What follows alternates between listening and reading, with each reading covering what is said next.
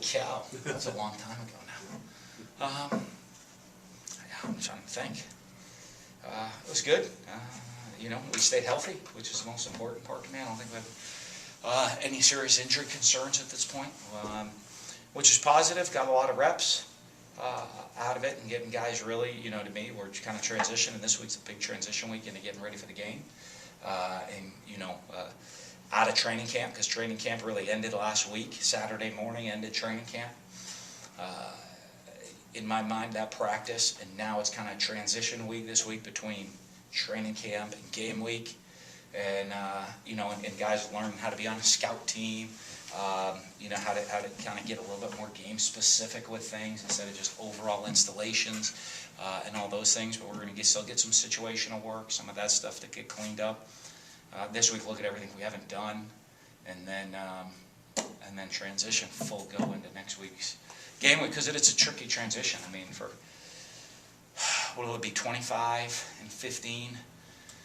It's 40, and then 15. So I think we're 55 practices after this week, playing one game, and with the bowl game last year, 55 practices with one game, and now there's going to be a game every 4 practices. So it's kind of about really getting used to that transitional mindset. You talked about everyone staying healthy. As a coach, what goes through your mind during those scrimmages to try to prevent those injuries when you hear around the country guys tearing ACLs and those major injuries?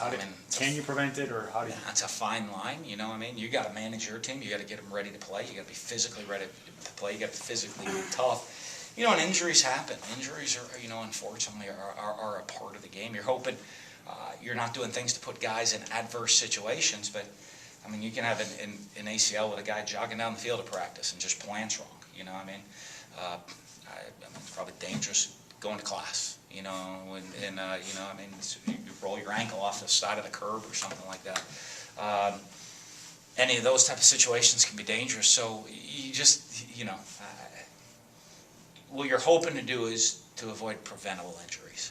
I think that's the big thing, is that you're always evaluating, are we doing things that is going to help prevent injuries and making sure that we're not putting guys in dangerous situations. And so that's what you look for in a scrimmage, make sure we get guys ready to play a game, but also hopefully keep guys out of dangerous situations. Talking about injuries, how has Des Harris bounced back? He's done well. I think missing spring ball obviously hurts for him. I haven't been out for a while right now, and that's a big learning curve. So he kind of missed the whole cycle in your development. And but I think he's doing well. You got to get him on special teams and get him some reps in the game and see, and hopefully he continues to grow and develop. And as time goes on, and he'll recover from missing that time in spring. And having an injury in high school as well, what do you think his mentality is after having 2 knee injuries? I don't know. Don't have another one. You mentioned last time when we were talking about the offensive line, where you get to the point where you try to make sure you got 8 or 9 ready, and at that time you were getting 15, 16 guys reps. Not just offensive line, but at what point do you start focusing on the guys you want ready for Southern Miss? Well, we're starting to limit that now. Training camp's over. You know what I mean? But we're still getting everybody reps because, it's a long season. You got a lot of guys have to be ready to play. So like I said, this is the transition week. So you're starting now. There's parts of practice where you're kind of focusing on getting guys ready, and there's parts of practice where everybody's still getting reps. And it goes back and forth, and next week it'll kind of go to all guys getting ready to play the game. Your thoughts on the offensive line with the new guys and how they're doing so far in camp? They're coming along. We got to stay healthy, that's going to be a huge deal because you got a lot of young guys. We want to control. I'd love us to control their development, not uncontrollable circumstances to control their development of when they're forced to get on the field to play. So for us, it's a lot of that we want to be able to control their development all the way through and not be forced to have to play somebody maybe before he's totally ready to play. What signs have the players showed you that they're ready to play the games, that they're ready for games? I just think everybody's, you work this hard to get ready. You're just kind of getting sick of practicing in some of it. But I do think the leadership, we talk one thing, you can't get bored of repetition in practice. You always got to get better. And the leadership's got to do a great job of that. And I think they really have. The older guys on the team have done a good job of keeping the focus. The important one is to get that focus away from practice now into getting ready to go play for a game. With a lot of young guys now, we have a lot of guys that have played, but there's also a large number of guys that haven't played, and that transition, of how to prepare for a game. They may have seen it, but they've never had to do it, and now they're going to have to do it. The older guys are going to have to do a great job in leadership. You look at our schedule. There's no, a lot of people play some easy games to start off, and we're playing a big in-state rivalry that, on a national stage might not look like a huge game, but I know in the state of Mississippi it's a huge game. And then one of the top teams in the country, week 2. You don't have that breather that a lot of teams have starting the season off. So the older guys have to make sure younger guys are prepared right from day one in knowing how to get ready for a game when you have to get on the field. Have any of the specialists, not just the kickers, but their tournament as well, started to separate themselves? No, they're all pretty much a team. They stick together. I don't. That's not something I even look at to game week.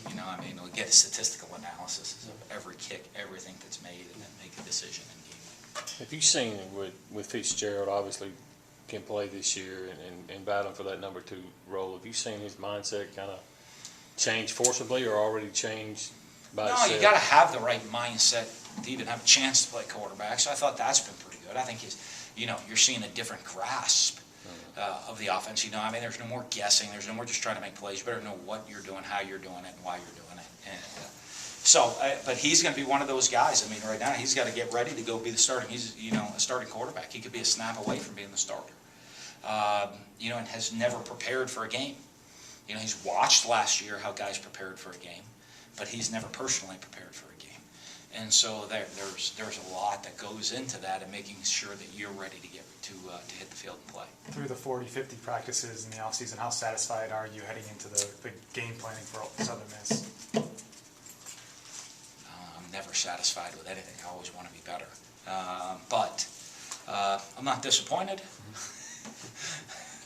Hard to satisfy me right there when it comes to that. I have pretty high expectations and standards of what we want our team to look at. I'm not disappointed with anything, but I think there's always things we got to continually work, continue to improve, continue to get better.